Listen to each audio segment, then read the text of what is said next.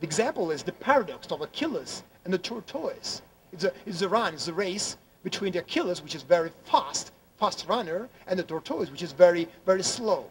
Now the point is that if Achilles allows the tortoise to start first in 100 meters or yard, will Achilles ever been able to reach the tortoise? The first answer is, of course, a matter of second.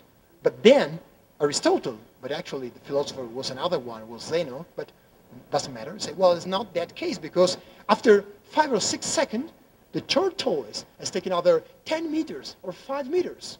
So it's not there. Well, the point is, well, Achilles shall run those exceeding 10 meters in 2 seconds, or even less.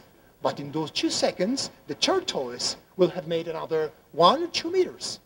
And the more, yes, it's a paradox, of course, but it gives you, if you delete the word turtle, you write taxpayer, and you delete the word Achilles, and you see the legislator over there, I think that is a paradox taken from more than 2,000 years ago that represent the situation we are experiencing today in Italy and probably all around the world. This is Aristotle. From theory to practice. We talked about principles, we talked about general rules, we talked about culture, and now we have to make the point on the black letter rule. What have we got in Italy today? What are the statutory provisions concerning avoidance? We have a number of them. The first point is, in Italy, the legislator never adopted an unique approach to tax avoidance and to abuse of law. But the legislator implemented different ways and means to contrast that situation.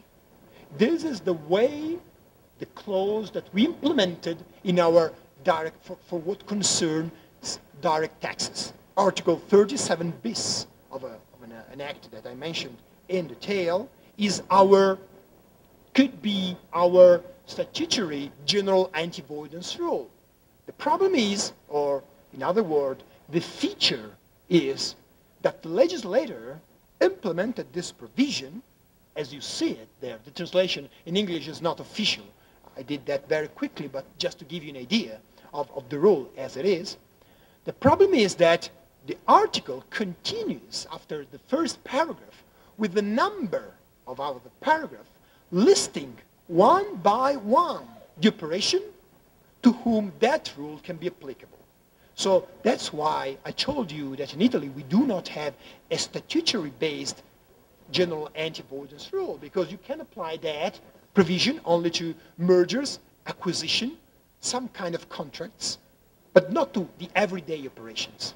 It was the Supreme Court which, as a matter of fact, deleted the second part of this provision and applied the first one. That's why I told you that we have a judge-made general anti-avoidance rule. But this is for direct taxes only. Taxes on income, individuals, companies. And then we have another kind of rule for what concerns our registration tax, which is something similar to your imposto sobre la trasferencia della proprietà immobiliare. We call it registration tax. It's a proportional tax applied on the value of the assets sold. If you sell a house, building, land, or whatever.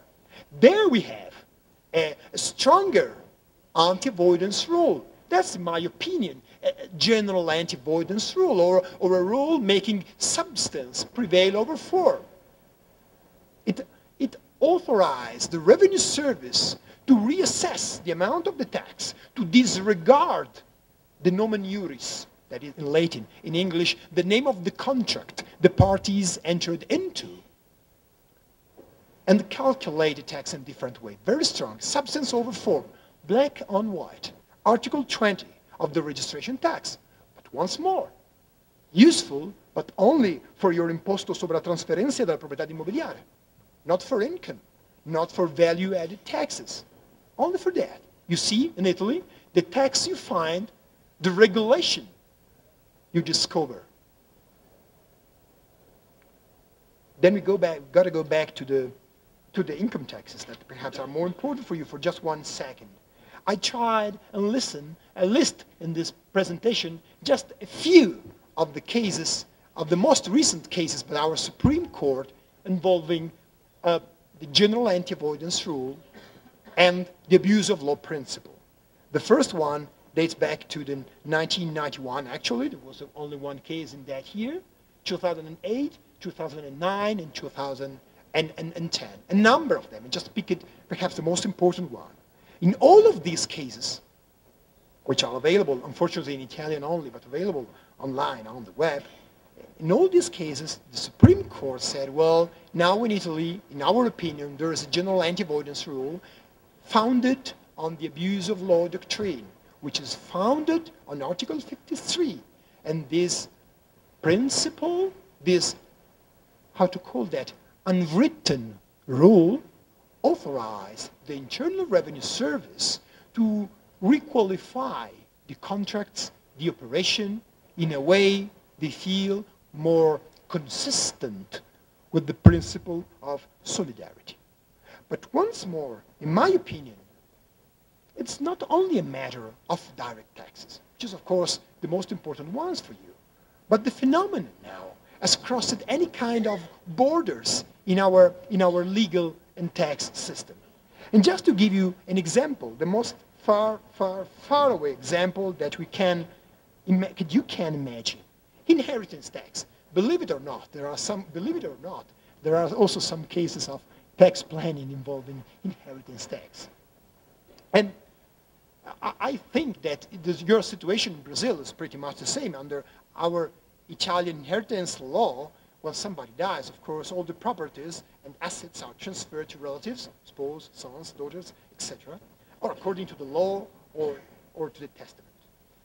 The point in taxation is that when this occurs, there is a sort of deduction or reduction of a taxable base according to the relation between the dad and the son, for instance, who get the assets. A deduction. Let's say that if your father dies and let you 600,000 euro as inheritance, where your taxable base, you enjoy deduction, a forfait, a lump sum deduction of 500,000 euro. So you pay taxes only on the exceeding amount. And this deduction, this lump sum deduction, is based on the relation, the personal relation with the one who died. The point is, or should be, I just can skip this slide. In this case, you see, a woman died, and she had 2 daughters. And I missed one point. When you are called to get the inheritance, you can accept it, or you can refuse.